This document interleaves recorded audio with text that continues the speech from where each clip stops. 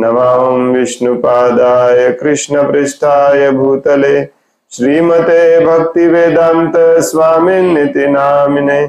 नमस्ते सारस्वती देवे गौरवाणी प्रचारिणे निर्विशेष शून्यवादी पाश्चात्य देशतारिणे।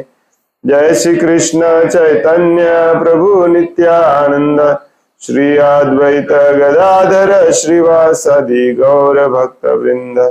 हरे कृष्ण कृष्ण कृष्ण हरे हरे हरे राम राम राम हरे हरे। मुखं करोति वाचालं पंगुं लंघायते गिरिं यत्कृपातमहं वन्दे श्रीगुरुं दिनतारणम्। हरे कृष्ण। श्रीमद भगवत गीता जशी आहे तशी, भाषांतर आणि तात्पर्य कृष्ण कृपामूर्ती श्री श्रीमद ए.सी. भक्तिवेदांत स्वामी प्रभुपाद यांच्याद्वारे आपण वाचत आहोत अध्याय 9 आणि आज आपण वाचणार आहोत श्लोक नंबर 32। माम हि पार्थ व्यपाश्रित्य येऽपि स्युः पापयोनयः स्त्रियो वैश्यास्तथा शूद्राः तेऽपि यान्ति परां गतिम्। मां हि पार्थ व्यपाश्रित्य येऽपि स्युः पापयोनयः स्त्रियो वैश्यास्तथा शूद्राः तेऽपि यान्ति परां गतिम्। मां हि पार्थ व्यपाश्रित्य येऽपि स्युः पापयोनयः स्त्रियो वैश्यास्तथा शूद्राः तेऽपि यान्ति परां गतिम्। मां माझा ही निश्चितच पार्थ हे पार्थ व्यपाश्रित्य आश्रय घेऊन ये जे अपि सुद्धा स्युः आहेत पापयोनयः हीन कुळामध्ये जन्मलेला स्त्रिया वैश्याः वैश्य तथा सुद्धा शूद्राः शूद्र ते अपि ते सुद्धा यान्ति जातात पराम परम गतिम गतीला किंवा लक्ष्यास। मराठीमध्ये कधी कधी शब्द वापरला जातो गती, संस्कृत मध्ये गती म्हणजे जे साध्य, शेवट जे प्राप्त करायचे लक्ष्य। भाषांतर आहे, हे पार्थ जे माझा आश्रय घेतात, मग ते जरी नीच कुळातील असोत, स्त्री वैश्य शूद्र असले तरी ते परमगती प्राप्त करू शकतात। पुढच्या श्लोकाचे संदर्भ आहे याच्या म्हणून तो देखील वाचतो मी। पुढच्या श्लोकात म्हणतात, किम पुनर्ब्राह्मणा पुण्या भक्ता राजर्षयस्तथा अनित्यम असुखम लोकम इमं प्राप्य भजस्व माम्।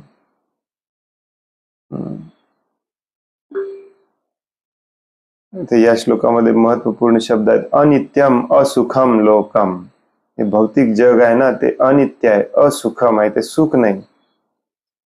कोणाला यावंसं वाटेल येतं पुन्हा पुन्हा? भगवान श्रीकृष्ण सांगतात की जो माझ्या प्रेममयी सेवेमध्ये संलग्न होतो, भजस्व माम, भजने म्हणजे सेवा करणे, त्याच्याबद्दल तर काय बोलायचं संबंधच नाही। किम पुनर्ब्राह्मण जे ब्राह्मण आहेत, भक्त आहेत, राजर्षी आहेत, ते सदैव माझ्या सेवेमध्ये संलग्न असतात. त्यामुळे ते या अनित्य दुःखमय जगतामध्ये पुन्हा ते येत नाहीत. त्यामुळे तुम्हाला या अनित्य दुःखमय जगतात पुन्हा यायचं नसेल तर माझ्या प्रेममय भक्तीमध्ये संलग्न व्हा. आणि हा जो अधिकार आहे, यस, त्याला अधिकारच म्हटलेला आहे. भगवंतांची प्रेममय भक्तिमय सेवा करण्याचा अधिकार हा सर्वांना आहे. कुठल्याही घरामध्ये जन्मलेला असू दे, गरीब असो, श्रीमंत असो, उच्च कुळातला असो, नीच कुळातला असो, सुंदर असो, कुरूप असो, बुद्धिमान असो, मंद बुद्धी असो, सर्वांना अधिकार आहे भगवंतांची भक्तिमय सेवा करण्याचा. आणि सर्वांना समान अधिकार आहे आणि सर्वांना रिझल्ट देखील समान मिळतो या अनित्यम असुखम लोकम मधून बाहेर पडण्याचा. मागच्या अध्यायामध्ये भगवंतांनी या भौतिक जगाला म्हटलं दुःखालयम अशाश्वतम, आता म्हणतात अनित्यम असुखम. हे आपण लक्षात ठेवलं पाहिजे. हा श्लोक का महत्वाचा आहे? बऱ्याचदा या भौतिक जगामध्ये सगळे भौतिक आसक्तीने प्रेरित झालेले असल्यामुळे जी भौतिक आसक्ती आहे, भौतिक इच्छा आहे, काम वासना जी आहे, ती आपल्याला वाटते की आपल्याला आनंद देणारी आहे. त्यामुळे त्याच्या मागे आपण लागलेलो असतो, कष्ट घेतो, मागे पळतो. थोडंफार प्रत्येकाला समान शक्ती दिलेली नाही, प्रत्येकाला समान साधनं दिलेली नाही आहेत. त्यामुळे प्रत्येक व्यक्ती या भौतिक जगामध्ये सर्व प्रकारच्या सुख सुविधा स्वतःच्या हिमतीवरती कष्ट करून प्राप्त करू शकत नाही. ही विषमता आपल्याला सगळीकडे दिसते. सरकार हे सगळं समान करायच्या वचन देऊन तुमच्याकडून मत मागतं, परंतु कधीच समान करत नाही, करू पण शकत नाही. कारण प्रत्येक जण आपापल्या कर्माचं ओझं घेऊन या भौतिक जगामध्ये आलेला असतो. परंतु या भ्रमामध्ये प्रत्येक व्यक्ती या भौतिक जगामध्ये सुख प्राप्त करायचा प्रयत्न करतोय. आणि मग हे थोड्याफार प्रमाणात ज्याच्या लक्षात येते की मी किती धडपडलो तरी मला काही हे सुख मिळत नाहीये, हे माझ्या मालकीचं होत नाही, माझ्या कंट्रोलमध्ये राहत नाही. या भौतिक जगामधले ज्या वस्तू, व्यक्ती, गोष्टी असतात ना, त्या जेव्हा आपल्या मालकीच्या होतात, जेव्हा आपल्या कंट्रोलमध्ये राहतात, तेव्हा आपल्याला सुख मिळत असतं. मग हे थोड्याफार प्रमाणात लक्षात आल्यावर मग लोक देवधर्म करायला लागतात. जेव्हा त्यांना लक्षात येतं की माझ्या कष्टाने, माझ्या सामर्थ्याने मी हे मिळवू शकत नाही, मग ते दुसऱ्याची खुशामत करायला जातात, मालकाची, आमदार खासदारांची, कुठेतरी वशिला लावून काहीतरी मिळवायचं. मग त्यातलाच नेक्स्ट प्रकार असतो देवी देवतांची पूजा करून त्यांच्याकडून मागून घ्यायचं. मग हे सगळं लक्षात आल्यानंतर, कारण कितीही कोणाकडून देवी देवतांनी तुम्हाला अख्खा ग्रह जरी दिला तरी ते देखील एक दिवस संपणार आहे, असं भगवान तिथे सांगतात. अनित्यम असुखम लोकम. मग हे ज्याच्या लक्षात येतं तो भक्ती म्हणजे काय, अध्यात्म म्हणजे काय याच्यामध्ये इंटरेस्ट घ्यायला लागतो. So I am pretty sure तुम्ही सगळेजण याच प्रक्रियेने आलेला आहात. तुमच्यापैकी काही लोक भाग्यवान आहेत, ते जन्मल्यापासून त्यांना अध्यात्मामध्ये इंटरेस्ट असतो आणि मागच्या जन्मामध्ये भरपूर आध्यात्मिक अभ्यास केलेला असतो. परंतु मॅक्झिमम लोक या भौतिक जगाला वैतागून, कंटाळून अध्यात्मामध्ये येतात. मग इथे तुमचा फायदा घेणारे ढोंगी धर्म प्रतिनिधी, धर्मध्वजी ज्यांना म्हटलं जातं, ढोंगी गुरु, ढोंगी संन्यासी, ढोंगी भक्त, हे तुम्हाला वेगवेगळ्या प्रकारे लुटतात. तुम्हाला सुखाची तुम्हाला आश्वासनं देतात. या मार्गावरती तुम्हाला सुख मी मिळवून देतो, मी सांगेल तसं करा. शास्त्र बाजूला ठेवतात. मग यातूनच विशेष करून भारतामध्ये ही लोकांमध्ये समजूत निर्माण झालेली आहे की भगवंतांची भक्ती प्राप्त करण्यासाठी तुम्हाला ब्राह्मणाच्या घरात जन्म घ्यावा लागतो. भगवंतांची भक्तिमय सेवा करण्यासाठी, भक्तिमय सेवा प्राप्त करण्यासाठी तुम्हाला पुरुषाचं शरीर प्राप्त करावं लागतं. स्त्री भक्तिमय सेवा करू शकत नाही. जे शूद्र वर्णामध्ये जन्मलेत व वैश्य वर्णामध्ये जन्मलेत त्यांना भगवंतांच्या भक्तीची प्राप्ती होऊ शकत नाही. तर हे सगळं चुकीचं आहे, कारण भगवद्गीतेमध्ये भगवंत इथे स्पष्टपणे सांगतात, माम ही पार्थ व्यपाश्रित एपिस्यू पाप योनयः.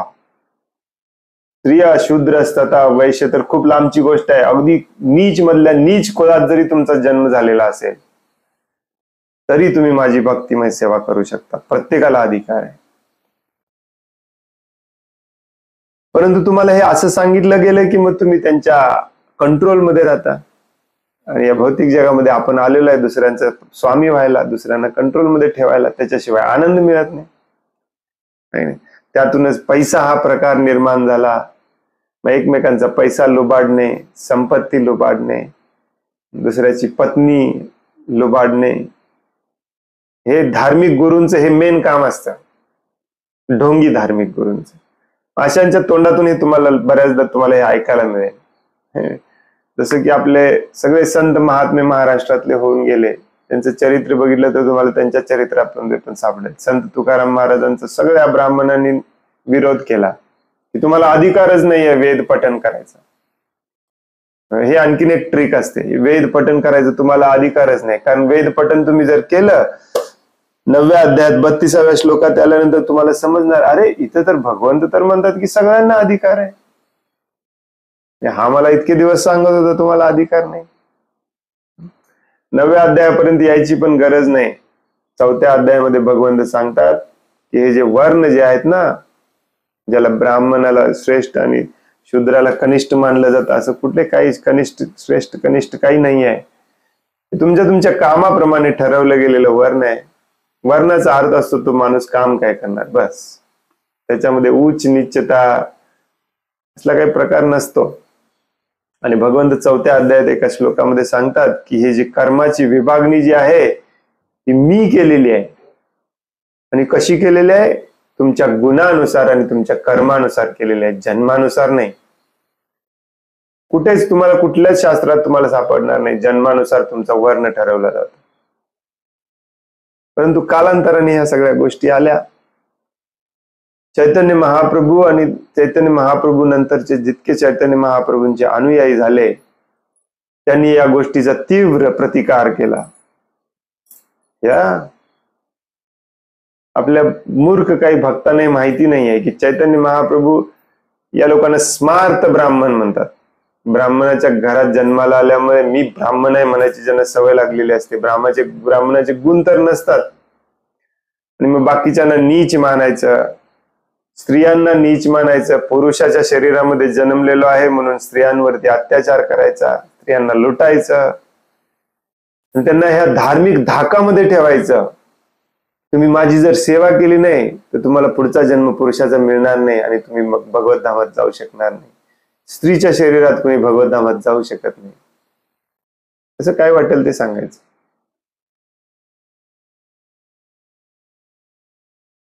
तर आपले जे आचार्य आहेत, चैतन्य महाप्रभूंचा चरित्र जरी तुम्ही वाचलं तर तुम्हाला हेच सापडेल. 500 वर्षापूर्वी तुकाराम महाराजांचं चरित्र वाचलं तरी तुम्हाला हेच सापडेल. भक्ती विनोद ठाकूर, भक्ती सिद्धांत सरस्वती ठाकूर यांनी तर खूप कठोर विरोध केला. शील प्रभुपाद, भक्ती वेदांत स्वामी प्रभुपाद यांनी पण तत्वज्ञानावरती आधारित प्रचार प्रसार केला. हे जात धर्म कधीच मानलं नाही, स्त्री पुरुष कधीच मानलं नाही. ऑफकोर्स ज्या प्रकारे शरीर मिळेल त्या प्रकारे आपण कर्म पण केलं पाहिजे. ते समान नसतात, कधीच मानलं नाही याचा अर्थ हे सगळे समान कधीच होत नाही. ब्राह्मणाने ब्रह्म जाणलेला असतो, त्याला ज्ञान असतं म्हणून त्याचा आदर करायचा असतो. परंतु दुर्दैवाने मी माझा स्वतःचा अनुभव आहे. ऍक्च्युली प्रभुपादांच्या या संस्थेमध्ये, प्रभुपादांच्या इस्कॉन मध्ये काही भक्त मला असे भेटतात जे आज पण ही उच्च निश्चिता करतात. आम्ही ब्राह्मण आहे, तुम्ही ब्राह्मण नाही. कशाला आलाय मग प्रभुपादांच्या चळवळीमध्ये? प्रभुपादांची पुस्तकं कधी वाचली नाहीत, प्रभुपादांचा मूड माहिती नाही, प्रभुपादांचं मिशन माहिती नाही, फक्त जय प्रभुपाद म्हणायचं.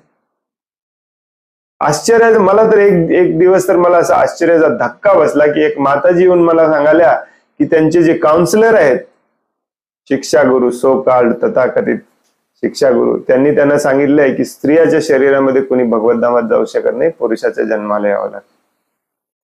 इथे तर भगवान श्रीकृष्ण डायरेक्टली सांगतात. भगवद्गीतेमध्ये, भागवतम मध्ये जायची पण काही गरज नाही, वेद उपनिषद मध्ये पण जायची काही गरज नाही.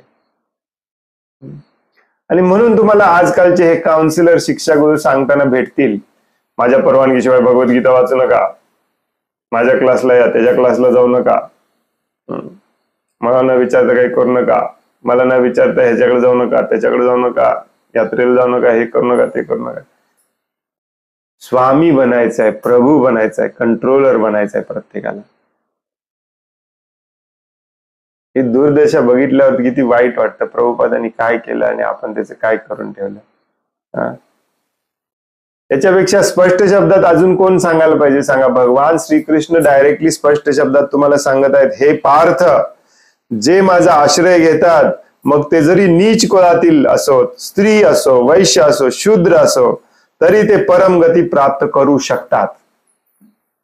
काहीच इनडायरेक्टली सांगितलेलं नाही आहे, काहीच वेगळ्या शब्दात किंवा तुम्हाला कुठेतरी गुरुकडे जाऊन हे समजावून घ्यायला पाहिजे अशा शब्दात सांगितलेलं नाही आहे, अशा वाक्यात सांगितलेलं नाही आहे. डायरेक्टली सांगितलंय, परमगती प्राप्त करू शकतात.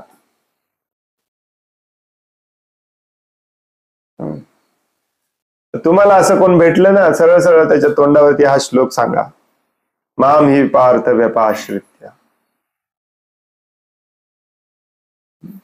बिलकुल.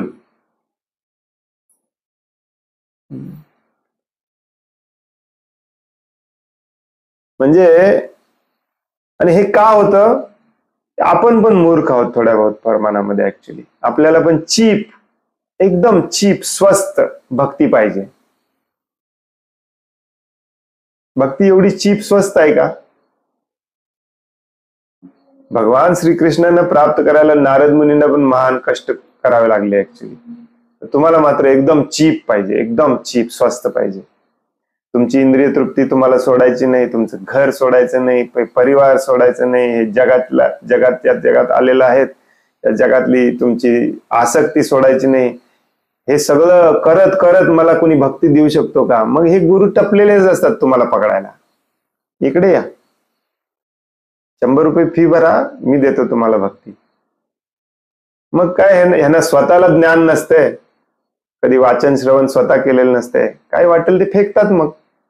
आणि जी गोष्ट तुम्हाला त्यांच्या कंट्रोलमध्ये ठेवू शकते अशा गोष्टी फेकत राहतात.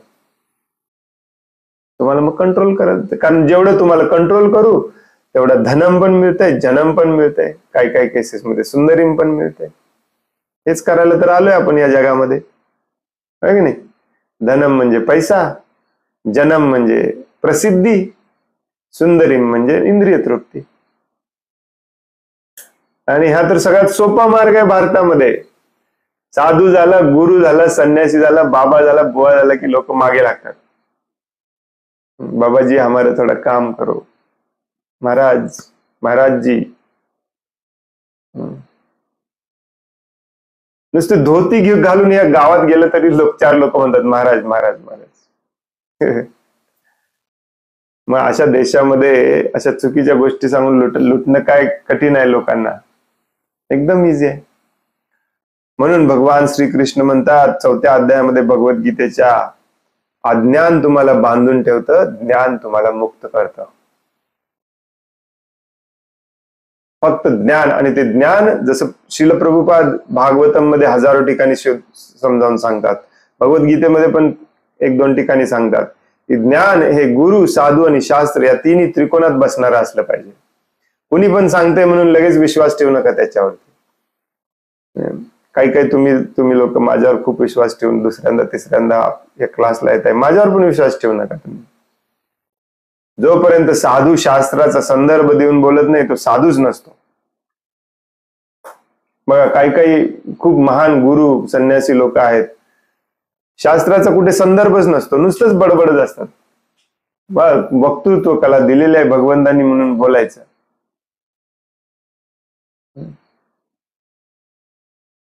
ना त्या पूर्ण अर्धा पाऊण तास 1 तास बोलतात त्याच्यामध्ये, ना भगवान श्रीकृष्णाचं नाव घेतात, ना प्रभुपादांचं नाव घेतात, ना शास्त्राचा कुठे भगवद्गीतेचा संदर्भ आहे, ना भागवतमचा संदर्भ आहे. अर्धा तास एवढंच बोलतात आणि लोकांना पण खूप आवडतं, कारण तुमच्या भावनेला धरलेलं असतं, त्यांनी भावनेला हात घातलेला असतो. तुम्हाला आवडणारच.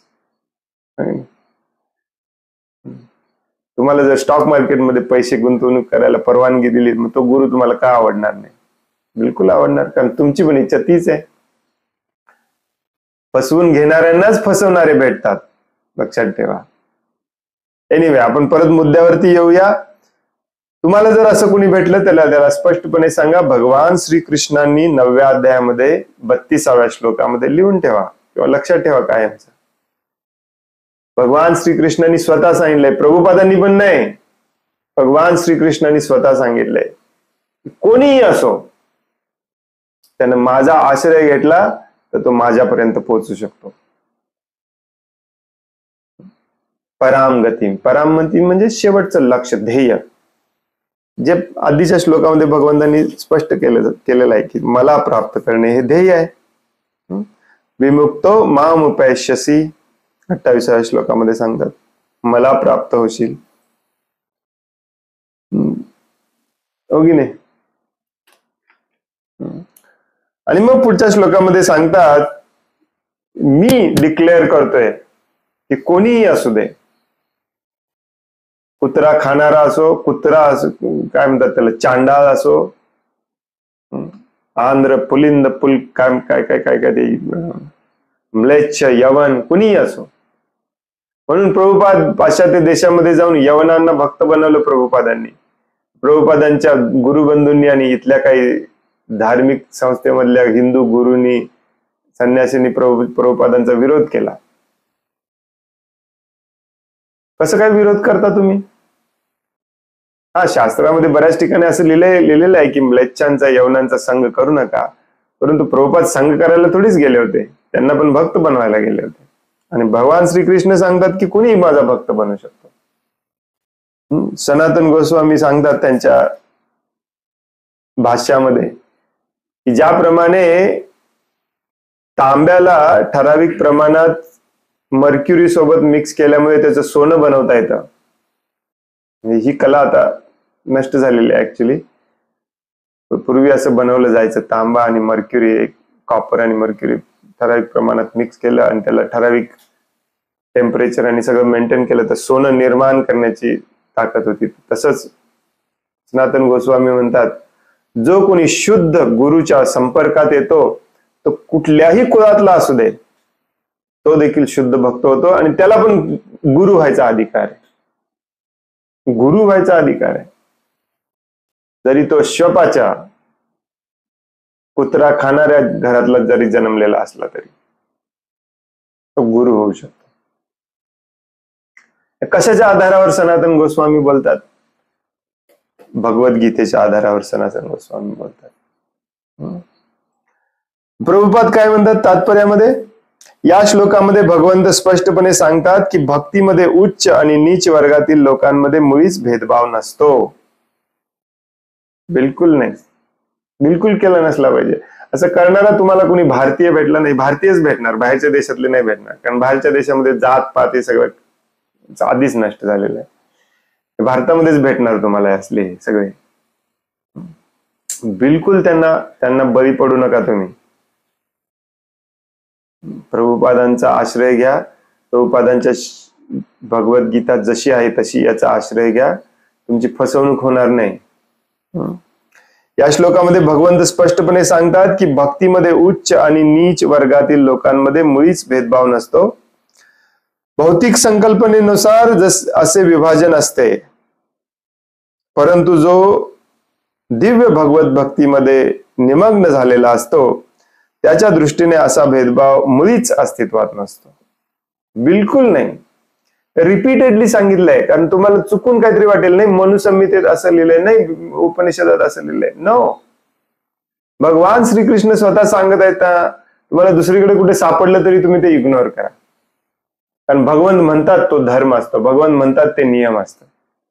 भगवंत साक्षात धर्मम तू साक्षात भगवत प्रणीत. भगवंत इथे स्वतः सांगतायत, श्री भगवान वाच्य. परम गती प्राप्त करण्याचा प्रत्येकाचा अधिकार आहे. श्रीमद भागवतमामध्ये दुसऱ्या स्कंदामध्ये सांगितले आहे की चांडाळ ही शुद्ध भक्ताच्या सत्संगामुळे शुद्ध होतात. म्हणून भक्ती आणि शुद्ध भक्ताचे मार्गदर्शन इतके प्रभावी असते की उच्च नीच वर्गातील मनुष्यात कोणताही भेदभाव राहत नाही. कोणीही याचा स्वीकार करू शकतो. शुद्ध भक्ताचा आश्रय घेणारा अत्यंत साधा मनुष्यही योग्य मार्गदर्शनाने शुद्ध भक्त होऊ शकतो. ऍक्च्युली शुद्ध भक्त अशुद्ध भक्त असा प्रकारच नसतो. हे फक्त एम्फसाइज करण्यासाठी दिलं, या शब्दाचं महत्व तुम्हाला पटवून देण्यासाठी म्हटलेलं आहे. नाही तर अशुद्ध भक्त नावाचा प्रकार नसतो. एक तर भक्त असतो किंवा भक्त नसतो, दॅट्स इट. परंतु जनरली जे अजून भक्त झालेले नाही आहेत, भक्ती व्हायचा प्रयत्न करत आहेत, त्यांना पण भक्त म्हटलं जातं, त्यांना अशुद्ध भक्त म्हटलं जातं.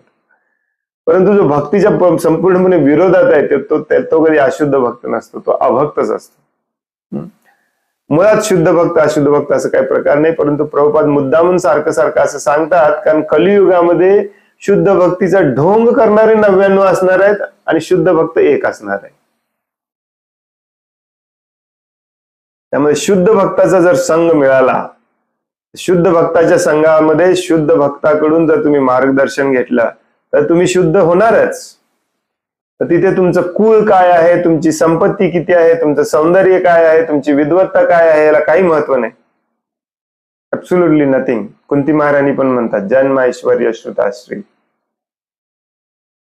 एकच पॅरामीटर आहे, एकच गुणवत्ता बघितली जाते. तुम्ही या शरीराला आणि या भौतिक जगाला वैतागलेला आहात की नाही, याच्याशी काही देणं घेणं नाही आहे. बस शरीर सजवण्यामध्ये अजून तुम्हाला इंटरेस्ट असेल ना, तर नाही तुम्ही भक्त होऊ शकता, नाही तुम्ही गुरु होऊ शकता, नाही तुम्ही दुसऱ्याला मार्गदर्शन करू शकता. आणि आज बघा आपले हे सगळे बोगसगिरी सांगणारे भक्त असतात ना, आपल्या प्रभुपादांच्या या चळवळीमध्ये, हे सगळे शरीराला सजवण्यामध्ये खूप इंटरेस्ट असतो यांना. आणि स्वतःच्या शरीरामध्ये सर्व सजवण्यामध्ये इंटरेस्ट असल्यामुळे हे तुम्हाला वैराग्य विद्या कधी शिकवणार नाही, अनासक्तीचं शस्त्र तुमच्या हातात कधी देणार नाही. जे भगवान श्रीकृष्ण रिपीटेडली सांगतात, जे भगवान श्री चैतन्य महाप्रभू रिपीटेडली सांगतात, ऍक्च्युली वैराग्य विना, अनासक्ती विना कोणीही या भौतिक जगातून मुक्त होऊ शकत नाही, कोणीही भक्तीच्या लेवलला येऊच शकत नाही. परंतु ज्याची स्वतःची हेअरस्टाईल आहे, जो स्वतः कलरफुल कुर्ते घातलाय, जो स्वतः नोकरी करतो, तो व्यासासनावर बसून तुम्हाला भागवतम शिकवतो, मग तुम्हाला तो वैराग्य विद्या कशी शिकवणार? मग अशा लोकांकडून तुम्हाला हे ऐकायला मिळतं, ही फालतूगिरी. तुम्हाला अधिकार आहे, तुम्हाला अधिकार नाही. काही प्रश्न विचारले तर त्याला सांगितलं जातं, प्रभूजी तुम्ही अजून त्या लेवलला आलेले नाही आहे, त्यामुळे असले प्रश्न तुम्ही विचारू नका, त्या लेवलला आल्यावर तुम्हाला समजेल. दुसरा प्रश्न, कारण या पट्ट्याला स्वतःलाच माहिती नसते त्याचं उत्तर, आणि विनम्रता पण नसते माहिती नाही म्हणायची. कारण लोकांना कंट्रोल करायचं आहे, स्वामी व्हायचं आहे, गुरु व्हायचं आहे, प्रसिद्धी मिळवायची आहे, पैसा मिळवायचा आहे. असे लोक सांगतात तुम्हाला, हा तुम्ही शुद्ध होऊ शकता, तुम्ही भक्त होऊ शकत नाही, तुम्ही माताजी असं होऊ शकता, तसं होऊ शकता. हो, एकच प्रभुपाद सांगतात इथे, शुद्ध भक्ताचा आश्रय घेणारा अत्यंत साधा मनुष्यही योग्य मार्गदर्शनाने शुद्ध भक्त होऊ शकतो. बस. मग आता जसं कॉलेजमध्ये ऍडमिशन घ्यायला कॉलेज चांगलं आहे काय वाईट आहे तुम्हाला माहिती असलं पाहिजे, तसंच मार्गदर्शन घेण्यासाठी ज्याच्याकडून मार्गदर्शन घेणार आहे तो शुद्ध आहे की नाही हे तुम्हाला माहिती असलं पाहिजे. थोडं प्रिलिमिनरी ज्ञान तुम्हाला पाहिजे, आणि हे प्रिलिमिनरी ज्ञान घेण्यासाठी शास्त्र आपल्याला सांगतं की त्या व्यक्तीसोबत ऍटलिस्ट 1 वर्ष घालवा, मग त्याला गुरु म्हणून स्वीकारा. त्या व्यक्तीसोबत त्याचे हालचाल, त्याची वाणी, त्याचा उपदेश, त्याचा स्वभाव, त्याचं चरित्र हे पाहायचं असतं 1 वर्ष. उगी फेमस आहे म्हणून मी पण लागलो तिथे नंबरला, मला पण दीक्षा मिळवून द्या जरा प्रभूजी. बरेच जण माझ्याकडे पण येतात, प्रभूजी मला दीक्षा मिळवून द्या. मिळवून द्यायला का ते काय लकी ड्रॉ लॉटरी आहे तिथे, IPO काढलाय स्टॉक मार्केट मधला, हा स्टॉक मिळवून द्या म्हटलं म्हणाल्यासारखं. गुरु आणि शिष्याचं नातं इतकं पवित्र असतं, याला तुम्ही फालतू बनवून ठेवलंय सगळ्यांनी. इतकं फालतू बनवून ठेवलंय, कल्पनाच करू शकत नाही आपण. शुद्ध भक्त शोधला पाहिजे, शुद्ध भक्ताकडून शुद्ध मार्गदर्शन घेतलं पाहिजे, तुम्ही शुद्ध होणार. सिंपल लॉजिक आहे. प्रभुपाद इथे सांगतात, सिंपल, साधा मनुष्यही. विविध प्राकृतिक गुणानुसार मनुष्याचे सत्वगुणी, रजोगुणी, रज आणि तमोगुणाचे मिश्रण असलेले आणि तमोगुणी असे वर्गीकरण केलेले आहे. यालाच वर्णाश्रम म्हणतात. त्या गुणानुसार आपण जन्मलेलो असतो किंवा जन्मलेलो नसलो तरी नंतर ते गुण अक्वायर केलेलं असतं संगतीने. तसंच काम तुम्ही केलं पाहिजे, त्यालाच वर्ण म्हणतात. जन्माने वर्ण ठरत नसतो. तुम्ही जर सत्वगुणी असाल तर तुम्ही ब्राह्मण, तुम्ही जर रजोगुणी असाल तर तुम्ही क्षत्रिय, रज आणि तमोगुणाचे कॉम्बिनेशन मिश्रणामध्ये असाल तर तुम्ही वैश्य, आणि जर तुम्ही तमोगुणी असाल तर तुम्ही शूद्र. आणि जन्माने सगळेच शूद्र असतात. जन्मना जायते शूद्र, संस्कारात भवेत म्हणजे द्विज. सगळे संस्कार झाल्यानंतर तो द्विज होतो. त्यानंतर वेदाचं पठन पाठन केल्यानंतर तो विप्र होतो, आणि त्यानंतर त्याला जेव्हा ब्रह्म समजतं तेव्हा तो ब्राह्मण होतो.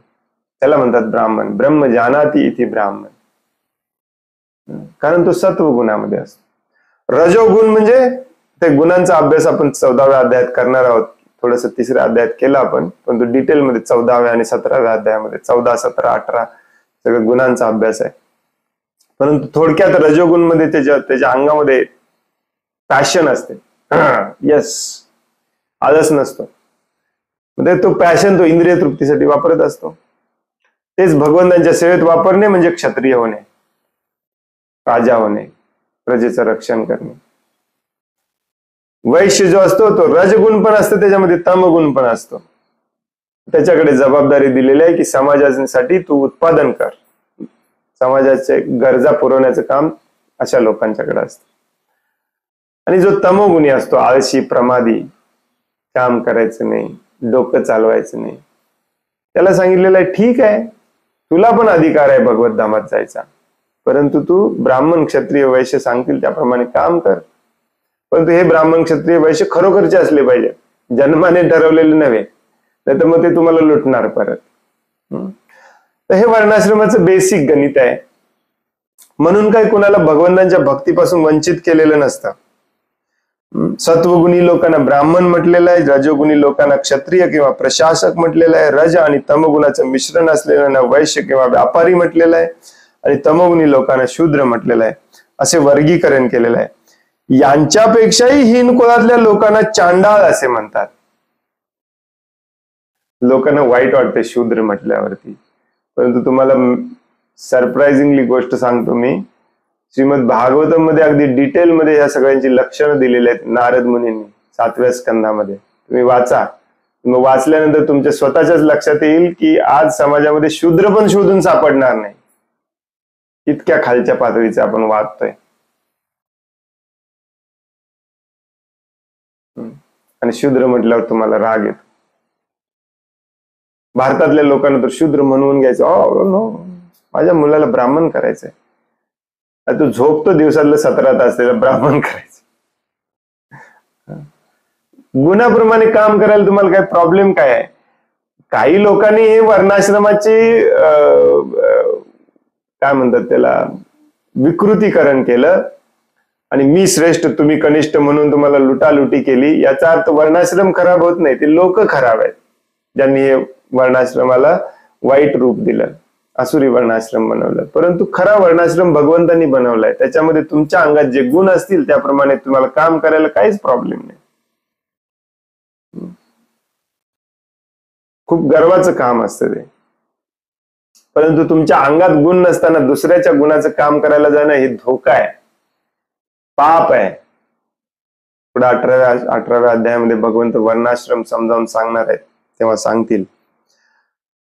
परंतु आज परिस्थिती अशी आहे कलियुगामध्ये, शास्त्र म्हणतं कलियुगामध्ये सगळे शूद्रच आहेत, परंतु सध्या परिस्थिती तुम्ही पाहू शकता की शूद्र पण तुम्हाला शोधून सापडणार नाही. शूद्राच्या खालच्या लेवलचे झालेलो आहे आपण आज सध्या. शूद्राचं लक्षण असतं तो अत्यंत स्वच्छ शुद्ध पवित्र राहतो. शूद्राचं लक्षण असतं तो खूप लॉयल असतो, कारण परिचार्यात्मिका त्याचं गुण आहे. कुठे दिसतं तुम्हाला सांगा आज समाजामध्ये शूद्र भेटतात तुम्हाला? शूद्राच्या खालचं वागणं ज्यांचं असतं ना, ते बरेचसे असे प्रकार आहेत ऍक्च्युली. चोर लुटेरे सगळे, त्यांना शास्त्रामध्ये नाव आहेत, पण जनरली सगळ्यांना मिळून चांडाळ म्हटलं जातं. प्रभुपाद इथे सांगतात यांच्यापेक्षाही हीन कुळातल्या लोकांना चांडाळ असे म्हणतात आणि त्यांचा पापी कुळामध्ये जन्म होतो. सामान्यतः उच्च कुळातील लोक हीन कुळातील लोकांचा संग स्वीकारत नाहीत, परंतु भगवत भक्ती ही इतकी प्रबळ आहे की भगवंतांना शुद्ध भक्त सर्व हीन कुलीन लोकांना जीवनातील परमोच्च सिद्धीची प्राप्ती करून देऊ शकतो. भगवंतांचा जो शुद्ध भक्त आहे ना, तो मात्र सगळ्यांचा संग करतो. जनरली असं म्हटलं जातं की चांडाळ लोकांचा संग करू नका, कारण त्यांना इंटरेस्ट मांस खाण्यामध्ये आणि दारू पिण्यामध्ये असतो.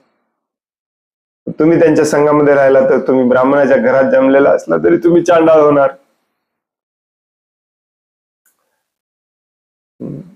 हो की नाही? दारू पिणे, नशा करणे, व्यभिचार करणे, जुगार खेळणे हे सगळे पाप कर्म मानले जातात. हे आज तुम्ही पाहू शकता ब्राह्मणाच्या घरात जन्मलेले, जैन लोकांच्या घरात जन्मलेले देखील हे सगळं करतात आजकाल. हे चांडाळच्या पण खालचं आहे हे सगळं. परंतु आपण आहोतच ऍक्च्युली या खालच्या योनीमधले.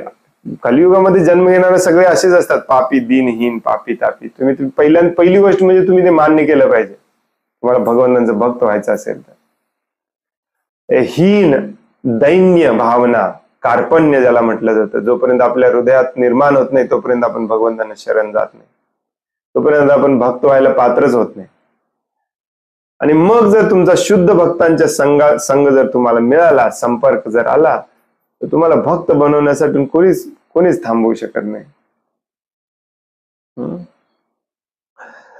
प्रभुपाद इथे लिहितात भगवत भक्ती इतकी प्रबळ आहे की भगवंतांचा शुद्ध भक्त सर्व हीन कुलीन लोकांना जीवनातील परमोच्च सिद्धीची प्राप्ती करून देऊ शकतो. आजपर्यंत भगवद्गीता वाचून देखील याच्यावर विश्वास नसणारे आपले गुरु संन्यासी सगळे घाबरून वागत होते. प्रभुपादांनी ठामपणे सांगितलं की भगवान श्रीकृष्णांच्या वाक्यावरती मला विश्वास आहे, मी करून दाखवतो. आणि त्यांनी म्लेच्छांना आणि यवनांना भक्त बनवलं, ब्राह्मण बनवलं. ऐकून आश्चर्य वाटतंय ना, Brahmin. It's not joke actually. प्रभुपादांचे काही शिष्य आहेत, फॉर एक्झाम्पल सदापुत दास प्रभू, विश्वकर्मा प्रभू. त्यानंतर ही नावं लक्षात ठेवा, गुगल करा तुम्हाला वाटलं. सदापुत दास, विश्वकर्मा दास, स्वरूप दामोदर दास, प्रभुपादांचे शिष्य बरं का. भक्ती स्वरूप दामोदर महाराज त्यांचं नंतर नाव होतं. त्यानंतर आता रिसेंटली अजून जिवंत आहेत, त्यांचं नाव आहे भक्ती विज्ञान गोस्वामी महाराज. यांचे लेक्चर्स, प्रवचन, यांची पुस्तकं वाचा, तुमच्या लक्षात येईल. भारतात शोधून सापडणार नाही असा ब्राह्मण तुम्हाला. इतके हुशार आहेत आणि इतके मुद्देसूद पद्धतीने भक्ती तुम्हाला ते समजावून सांगू शकतात. प्रभुपादांनी निर्माण केलेत हे भक्त.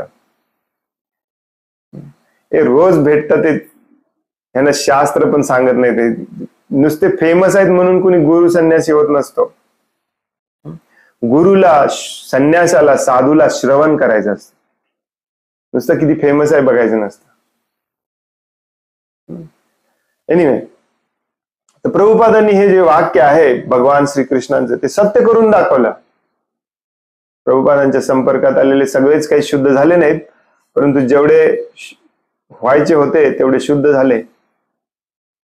ऍक्च्युली ह्या म्लेच्छ यवन लोकांनी आपलं जीवन पूर्ण बदललं प्रभुपादांसाठी.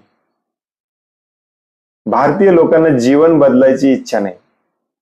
माझं जीवन, माझं लाईफस्टाईल न बदलता प्रभूजी भक्ती कोण देणार आहे का सांगा मला. इथेच अडकलोय आपण. युरोपियन अमेरिकन मुलं मुली प्रभुपादांच्या सांगण्यावरून अख्खं जीवन बदललं त्यांनी आपलं. राहणीमान बदललं, कपडे बदलले, खाद्य बदललं, उत्सव बदलले, म्युझिक बदललं, सगळं बदललं.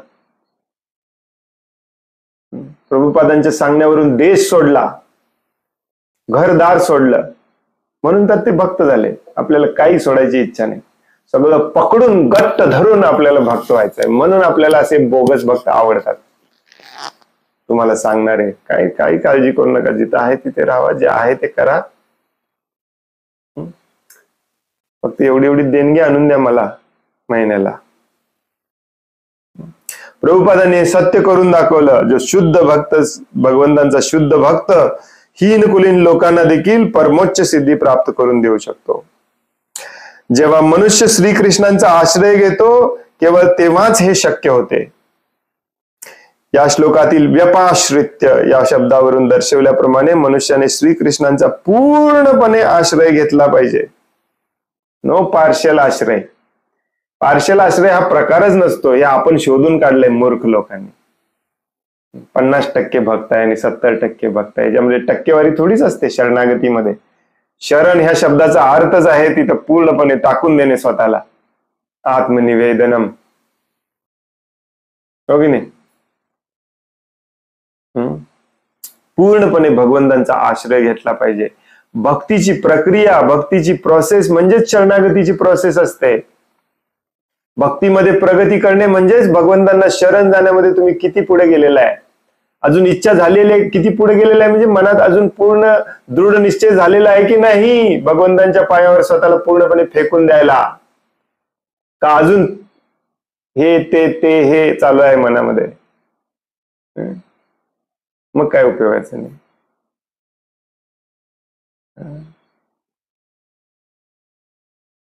भगवंत काय, भगवंतांचे भक्त देखील तुम्हाला दिसणार नाही.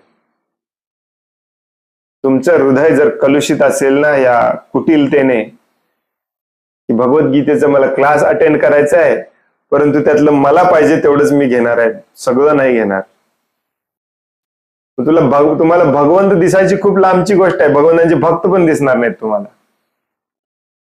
आणि ज्या अर्थी भगवंतांचे भक्त दिसणार नाही त्या अर्थी भगवंत पण दिसणार नाही, हो की नाही?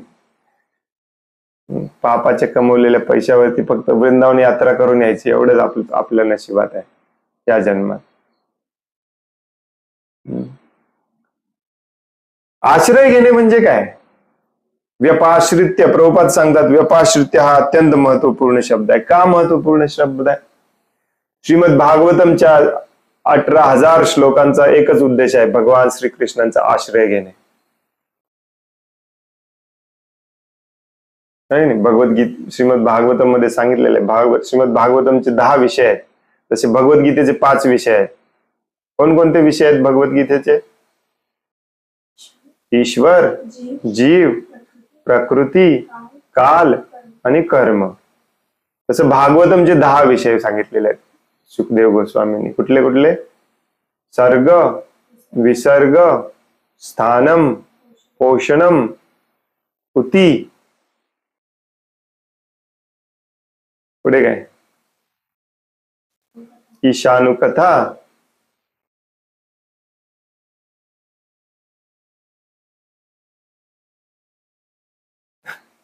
निरोध,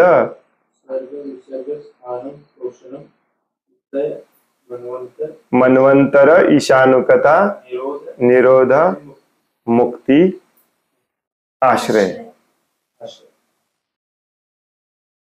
हे 10 विषय जरी असले तरी सुखदेव गोस्वामी आपले सगळे आचार्य आपल्याला समजावून सांगतात की भागवतमचा मेन विषय आहे आश्रय. शब्दाचा अर्थच माहिती नाही आपल्याला. गुरुचा आश्रय, गुरु आश्रय, आचार्यांचा आश्रय घेतलाय, गुरुचा आश्रय घेतलाय. कुठे? गुरुचा तुझा 10 वर्षात संबंधच नाही, आश्रय घेतलाय. आश्रय, लहान मुलं आई वडिलांच्या आश्रयाखाली असतात. व्हॉट डज दॅट मीन? याचा अर्थ काय? पूर्णपणे आई वडिलांवरती अवलंबून असतात सगळ्या बाबतीमध्ये. गुरुचा आश्रय घेतलाय, गुरु एकीकडे, शिष्य एकीकडे. परत भेटायला घेतलं तर गुरु ओळखत नाही शिष्याला. ही आजची परिस्थिती आहे.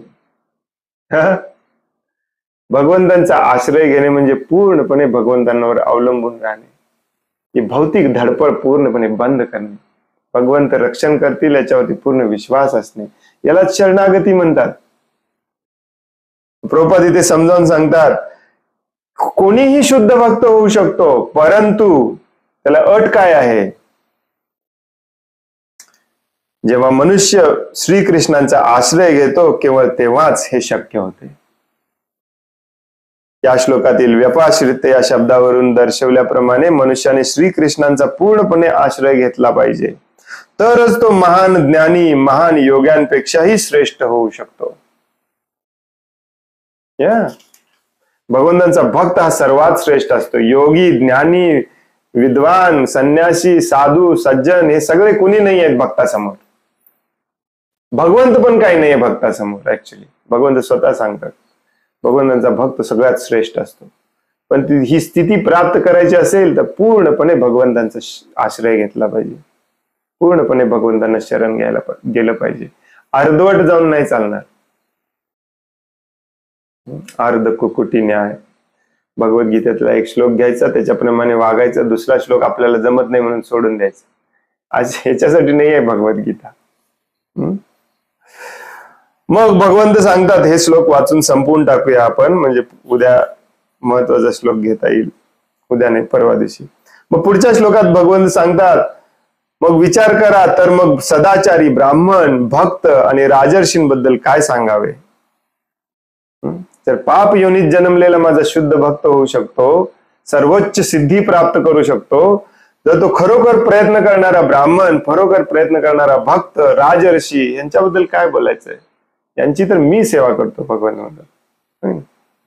म्हणून या अनित्य दुःखमय जगतामध्ये आल्यामुळे माझ्या प्रेममयी सेवेमध्ये अर्जुन संलग्न हो. प्रभुपाद म्हणतात, या भौतिक जगतात लोकांचे वर्गीकरण केलेले आहे, परंतु अखेरीस हे जग कोणाशीही सुखदायी ठरू शकत नाही. या श्लोकामध्ये स्पष्ट म्हटलेले आहे, अनित्यम असुखम लोकम. हे जग अनित्य आणि दुःखाने पुरेपूर भरलेले आहे आणि कोणत्याही ज्ञानी सज्जन व्यक्तींना राहण्यासाठी हे जग योग्य नाही. भगवंत स्वतः घोषित करत आहेत की हे जग अनित्य आणि दुःखमय आहे. मग इथे ब्राह्मण झाला काय आणि शूद्र झाला काय फरक पडणार आहे? हा पॉइंट सांगतायत प्रभुपाद इथे. हे सगळी कॅटेगरी, हे सगळा दर्जा, हे उच्च नीच कोणतं आपण तयार केलं नाही. विमान जेव्हा क्रॅश होतंय ना, बरेच विमान क्रॅशेसच्या आता घटना वाढत चाललेल्या आहेत. परवा एक इंडियन एअरफोर्सचं विमान क्रॅश झालं. तर विमानामध्ये ना एक इकॉनॉमी क्लासचं तिकीट असतं आणि एक बिझनेस क्लासचं तिकीट असतं, एक फर्स्ट क्लासचं तिकीट असतं. पैसे जवळजवळ डबल असतात त्याचे. काय नाही, थोडीशी जागा मोठी असते बसायला आणि तुमच्या नावाने वगैरे बोलवून तुम्हाला स्पेशल खायला प्यायला घालतात. त्याच्यापेक्षा दुसरा काही फरक नसतो. विमान जेव्हा क्रॅश होतं तेव्हा सगळे मरतात. फर्स्ट क्लास मधला पण मरतो, बिझनेस क्लास मधला पण मरतो, इकॉनॉमी क्लास मधला पण मरतो. तसं हे जग भगवंत, हे अख्खं भौतिक जग, नुसती पृथ्वी नाही, अख्खं भौतिक जग भगवंत म्हणतात हे अनित्यम असुखम आहे. मग इथे तुम्ही ब्राह्मण म्हणवला स्वतःला का शूद्र म्हणवला, काय फरक पडणार आहे? इथे दुःखच आहे. कधी कधी आपल्याला सांगितलं जातं इथे काही सुख आहे, काही दुःख आहे, दोन्ही बाजू आहेत. No no no no no no no no. या जगामध्ये सुख नाहीच आहे. जर तुम्ही भगवंतांचे शुद्ध भक्त झाला तर भक्तिमय सेवा जर तुम्ही या जगात करत असाल तर त्याच्यात सुख आहे, बाकी कशात सुख नाही. म्हणून भगवंतांचा भक्त कुठे पण राहायला तयार असतो भक्तिमय सेवा मिळत असेल तर. या अनित्यम असुखम जगात काय नरकात काय, कुठेही चालतं त्याला, परंतु भक्त झालं पाहिजे. प्रभुपाद इथे समजावून सांगतात.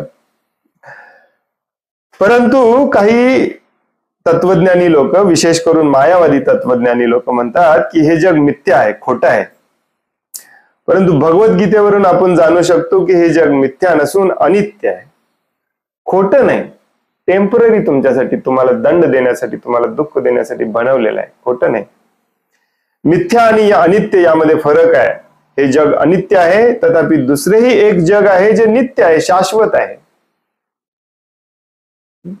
मायावादी तत्वज्ञानांच्या नुसार सगळंच अनित्य आहे, सगळंच मिथ्या आहे, खोटं आहे, माया आहे. त्यालाच मायावाद म्हणायचं, सगळं माया आहे. मी पण माया आहे, तू पण माया आहे, जग पण माया आहे, भगवान पण माया आहे. भगवान बिगवान असला काही प्रकार नाही, निराकार. नो, हे जग दुःखमय आहे, परंतु दुसरे असे एक जग शाश्वत जगाने आहे जे आनंदमय आहे. तर अर्जुनाचा जन्म राजर्षी कुळामध्ये झाला होता. त्याला सुद्धा भगवंत सांगतात की माझ्या भक्तीचा स्वीकार कर आणि त्वरित माझ्या धामाला परत ये, माझी भक्तिमय सेवा कर.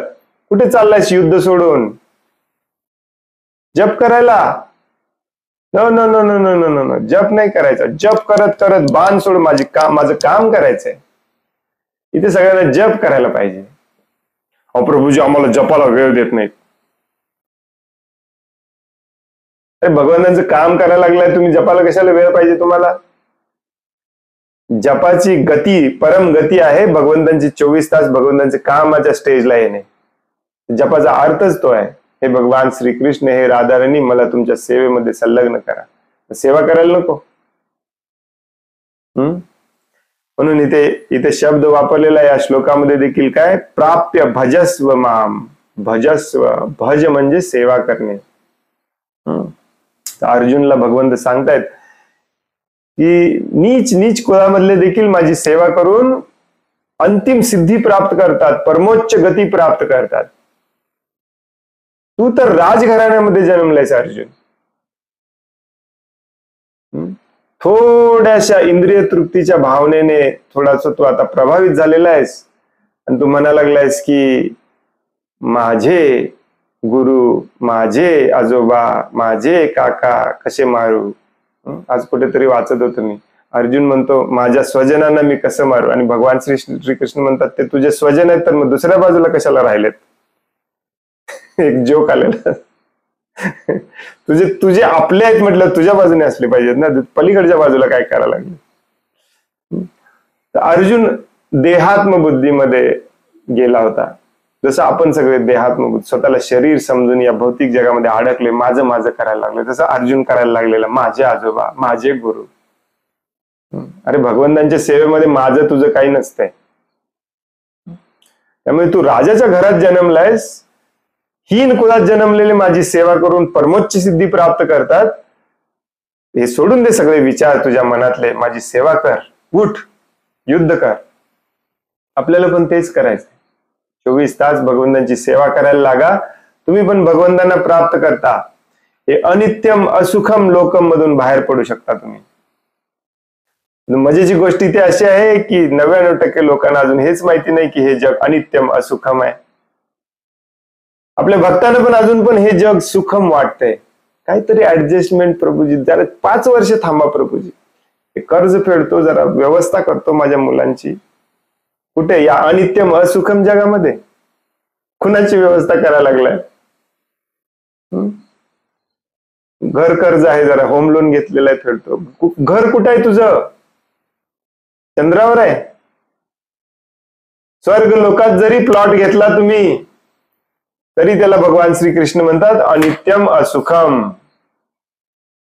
कशाला धडपडताय घर कर्ज फेडायला, अजून एक घर घ्यायला, मुलांना शिक्षण द्यायचं आहे, मोठ्या हुद्द्यावर ठेवायचं आहे. सगळं बोगस आहे, सगळं बोगस आहे. अनित्यम असुखम जगामध्ये आपण प्लॅनिंग करतोय इथेच राहायचं. भगवान श्रीकृष्ण अर्जुनाला सांगतात सोडून दे सगळं, माझी सेवा कर. प्राप्य, तू पण प्राप्त करू शकतील. प्राप्य भजस्व माम. माझ्या भक्तीचा स्वीकार कर आणि त्वरित माझ्या धामाला परत ये. दुःखाने पुरेपूर भरलेले असल्याने या अनित्य जगतात कोणीही वास्तव्य करून राहू नये. इथं राहायचंच नाहीये. काही काही लोक खूप छान, अर्जुन कसं पहिल्या अध्यायामध्ये अर्जुनला वाटतं की माझ्या इतका बुद्धिमान कुणीच नाही. मी किती चांगले आर्ग्युमेंट दिले भगवान श्रीकृष्णांना युद्ध न करण्यासाठी, या कारणामुळे या कारणामुळे या कारणामुळे. आता भगवान श्रीकृष्ण म्हणतील यस ओके चला घरी परत जाऊया.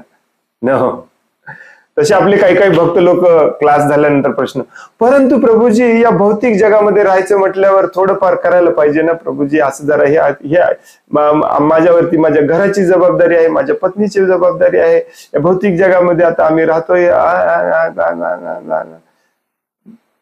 अरे पण तुला अजून हेच पटलेलं नाहीये की या भौतिक जगात राहायचंच नाहीये. तू भगवान श्रीकृष्णांचा भक्त आहेस. सगळ्यात पहिली गोष्ट तुला ही पटली पाहिजे की या भौतिक जगात राहायचंच नाहीये. मग इथे काय व्यवस्था करायला लागला तू? कसली व्यवस्था करायला लागला? परंतु प्रभूजी या भौतिक जगात राहायचंय म्हटलं, अरे इथं राहायचंच नाहीये, म्हणून तर आपल्याला दुसरी व्यवस्था करायला लागलोय आपण. त्याच्यासाठी तर तू क्लासला आलाय भगवद्गीतेच्या, आणि वर म्हणतो या भौतिक जगात राहण्यासाठी थोडंफार असं करायला लागतंय, तसं करायला. इथं राहायचंच नाहीये या भौतिक जगामध्ये. याला दुःखालयम म्हटलेलं आहे, अशाश्वतम म्हटलेलं आहे, अनित्यम असुखम म्हटलेलं आहे. दुःखाने पुरेपूर भरलेले असल्याने या अनित्य जगतात कोणीही वास्तव्य करून राहू नये. इथून बाहेर पडण्यासाठी जे काही करायला लागते ना, त्याच्यासाठी 100% तुमचे सामर्थ्य, संपत्ती सगळी तुम्ही व्यय केली पाहिजे. 100%, नॉट 99%. प्रत्येकाने भगवंतांच्या हृदयाशी आसक्त असावे, जेणेकरून तो नित्य सुख प्राप्त करू शकेल. सुख तिथंच आहे, भगवंतांच्या धामामध्ये, भगवंतांच्या सानिध्यामध्ये, भगवंतांच्या सेवेमध्ये. ते मिळवण्यासाठी सगळं पणाला लावलं पाहिजे आपलं, सगळं. परंतु बिरंतु म्हणून चालणार नाही. भगवत भक्ती हा असा एकच मार्ग आहे की ज्याद्वारे सर्व कुळातील लोकांच्या सर्व समस्यांचे समाधान होऊ शकते. म्हणून प्रत्येकाने कृष्ण भावनेचा स्वीकार करून आपले जीवन कृतार्थ केले पाहिजे. स्वीकार करा, जेवढ्या लवकर स्वीकार करता येईल तेवढा स्वीकार करा. भगवंतांनी ऑलरेडी तिची प्रोसेस सांगितली. पत्रम पुष्पम फलम तोयम यो मे भक्त्या प्रयच्छति, हो की नाही? आता आणखीन एक पुढच्या श्लोकामध्ये स्टँडर्ड प्रोसेस सांगणार, त्याच्यापेक्षा सोपी प्रोसेस सांगणार आहेत. परवा दिवशी वाचूया आपण. या अध्यायातला शेवटचा श्लोक आहे. हरे कृष्ण. आता आपण इथेच थांबूया. कोणाला काही प्रश्न आहे, काही सांगायचं आहे?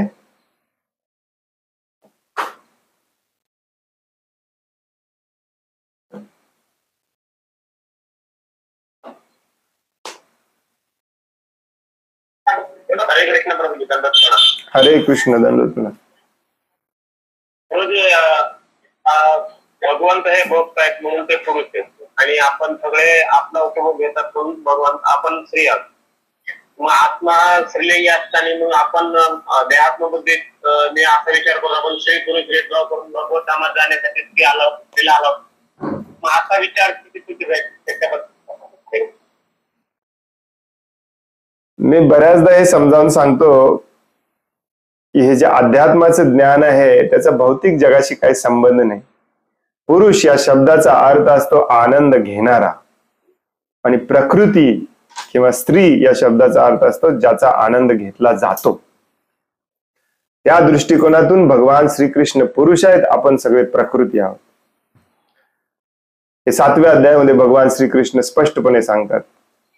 भूमी नपो नलो वायू खम मनो बुद्धिरेवचा अहंकार इतियम भिन्ना में प्रकृती राष्ट्रदा. आपण सगळे प्रकृतीचा भाग आहोत, भगवंतांचे अंश आहोत. पुढे सांगणार आहेत 15व्या अध्यायात. मम मांशो जीव लोके जीवभूत सनातना. त्यामुळे ज्याचा अंश आहोत त्याचा अधिकार आहे आपला भोग करायचा. भौतिक जगातलं स्त्री पुरुष आपण निर्माण केलेलं आहे, त्याच्याशी याचा काही संबंध नाही. इथे भौतिक जगामध्ये स्त्री पण भोगी व्हायचा प्रयत्न करते, पुरुष पण भोगी व्हायचा प्रयत्न करते. भोगी आणि भोग घ्यायची वस्तू या दृष्टिकोनातून हे संस्कृत मधले शब्द आहेत. पुरुष आणि प्रकृती. ऍक्च्युली स्त्री शब्द खूप कमी वापरला जातो, पुरुष आणि प्रकृती असा शब्द वापरला जातो. प्रकृती बाय डेफिनेशन स्त्रीलिंगी असते, म्हणून तसं म्हटलं जातं. नसेल तर स्त्री या शब्दाचा अर्थ असतो जिच्यामुळे विस्तार होतो. तर ह्या आध्यात्मिक व्याख्येचा भौतिक व्याख्यांशी काही संबंध नाही, आणि कुठलीही आध्यात्मिक गोष्ट या भौतिक तुलनेने तुम्ही कंपॅरिझन करून कधीही त्याचा अभ्यास करायचा, समजावून घ्यायचा प्रयत्न करू नका, तुम्हाला ते समजणार नाही. भोगता आणि भोग घ्यायची वस्तू याच्यातलं लॉजिक समजावून घ्या. हे स्त्री पुरुष विसरून जावा. भगवान श्रीकृष्ण परत एकदा या अध्यायात सांगतात, 5व्या अध्यायात सांगतात की मी भोक्ता आहे. भोक्ताच प्रभुरेव च, भोक्ताराम यज्ञ तपसाम. याचा अर्थ मी एकमेव भोक्ता आहे, बाकी सगळं माझ्या भोगासाठी आहे. मग प्रत्येक जीव हा स्त्री आणि पुरुषच नाही, प्रत्येक जीव या भौतिक जगात आलेला भोक्ता व्हायचा प्रयत्न करतोय. कुत्रा भोक्ता व्हायचा प्रयत्न करतोय, मलातला किडा देखील भोक्ता व्हायचा प्रयत्न करतोय.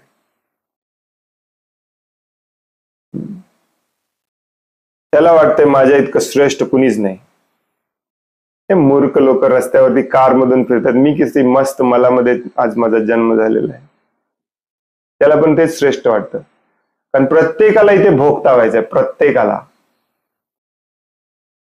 त्यामुळे स्त्री पुरुष स्त्रियांवरती अत्याचार करतात, कारण त्यांना त्यांचा स्वामी व्हायचंय, कंट्रोल करायचंय त्यांना. तसंच आजकाल स्त्रिया कंट्रोल करतात. आज आता कलियुगामध्ये समानतेमुळे हे पण शक्य झालेलं आहे की नाही. लोक गुरांवरती, घोड्यांवरती, गाढवांवरती कंट्रोल करतात, कुत्र्यांना कंट्रोल करतात, मांजरांना कंट्रोल करतात, दुसऱ्या लोकांना कंट्रोलमध्ये ठेवायचं. पण कारण हे कंट्रोल करणे म्हणजेच ईश्वर प्रवृत्तीचा प्रकटीकरण करणे. ईश्वर म्हणजे कंट्रोलर. ते सगळीकडे चालू आहे. आणि मग ते विफल जेव्हा होतं, अनसक्सेसफुल, अपयशी जेव्हा होतं, तेव्हा त्यातून जे नैराश्य येतं त्याला म्हणतात दुःख. बेसिक डेफिनेशन आहे दुःखाची.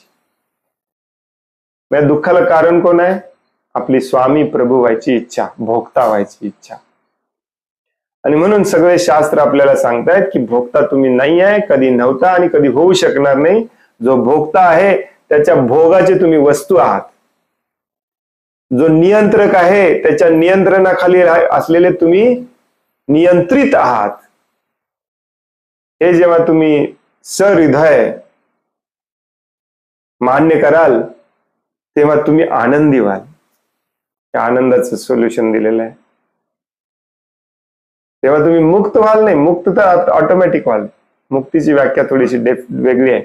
तेव्हा तुम्ही आनंदी व्हाल. आता तुम्ही दुःखी आहात कारण तुम्ही प्रभू स्वामी भोक्ता व्हायचा प्रयत्न करताय. त्यामुळे भौतिक जगातल्या स्त्री पुरुषाशी त्याचा काही संबंध नाही. पुरुष या शब्दाचा बाय डेफिनेशन अर्थ असतो जो आनंद घेणार आहे, आणि प्रकृतीचा अर्थ असतो आनंद ज्याचा घेतला जातो. आणि आपण प्रकृतीचा भाग आहोत सगळे, या भौतिक जगातले स्त्री पुरुष, कुत्रा मांजर डुक्कर सगळे. आणि हे मान्य करणे यालाच म्हणतात शरण जाणे. पूर्णपणे होल हार्टेडली मान्य करणे. हे मान्य नसतं आपल्याला, म्हणून तर आपण भौतिक जगामध्ये अजूनही खितपत पडलेलो आहे. मान्य नाही आपल्याला, भगवंतांना शरण जायचं नाही. अजूनही आपल्याला वाटतं की थोडस प्रयत्न करून, थोडस प्लॅनिंग करून मी कशाचा तरी स्वामी होऊन दाखवतो. सोबत भक्ती पण करतो. म्हणजे काय करतो माहिती नसते, परंतु म्हणतात लोक सोबत भक्ती पण करतो. In case, just in case भक्तीमध्ये जर मला आनंद मिळाला नाही तर भौतिक जगातल्या कमवलेल्या पैशाचा तरी आनंद घेता येईल मला. आणि इथेच फसतो. यालाच भ्रम म्हणा, यालाच माया म्हणायचं. तरी भोगता व्हायची प्रवृत्ती प्रत्येकाने सोडून दिली पाहिजे. स्त्रीने सोडून दिली पाहिजे, पुरुषाने सोडून दिली पाहिजे, सगळ्यांनी सोडून दिली पाहिजे. भोगता एकमेव आहे. या स्टेजला येणे यालाच शुद्धता म्हटलं जातं. टॉपमोस्ट ब्रह्मभूत अवस्था म्हटलं जातं. हरे कृष्ण.